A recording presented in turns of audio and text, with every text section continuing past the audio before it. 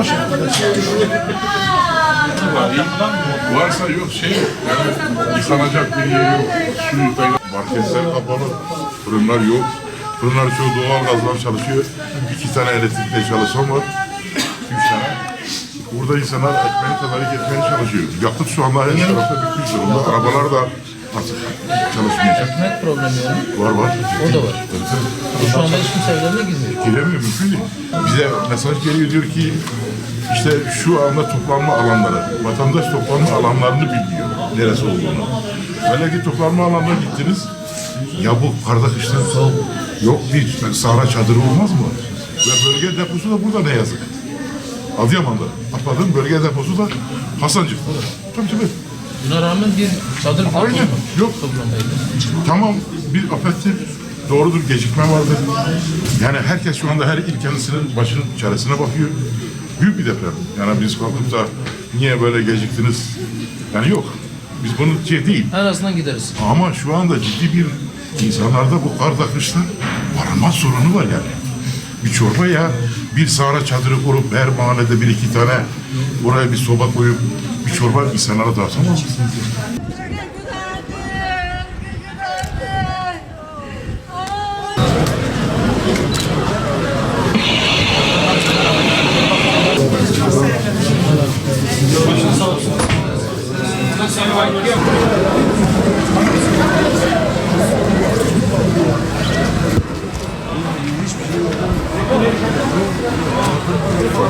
Evet, depremin ikinci gününde Kahta'dayız.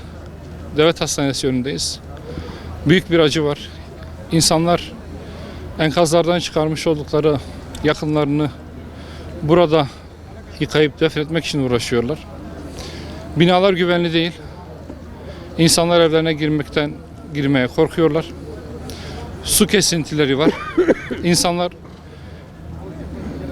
vefat etmiş yakınlarını yıkayacak su bulamıyorlar. Çok ciddi bir altyapı sorunu var.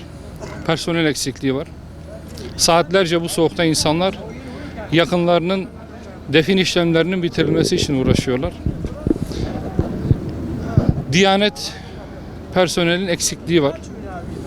Cenazeleri yıkayacak imam bulamıyorlar. Burada imkansızlıktan dolayı insanlar perişan bir şekilde duruyorlar. Evet, büyük bir felaket var ama özellikle yerel yönetimlerin ciddi bir zafiyeti var.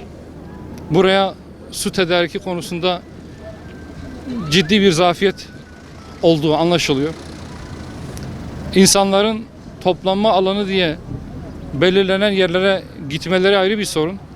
Toplanma alanlarında bir sahra çadırı bile yok.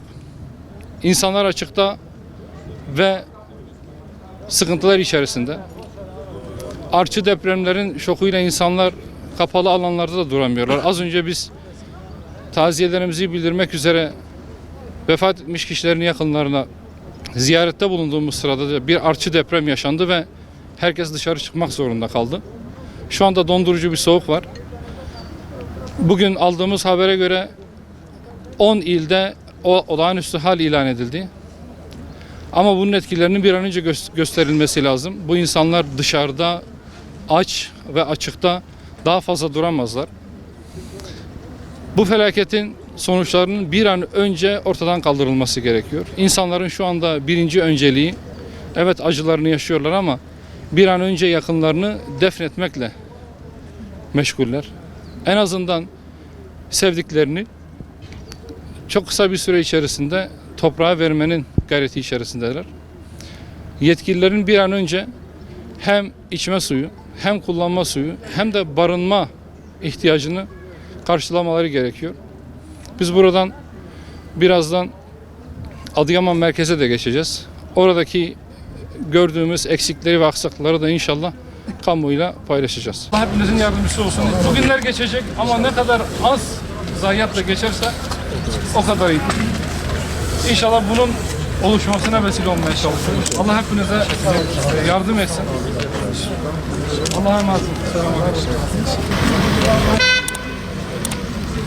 Selam.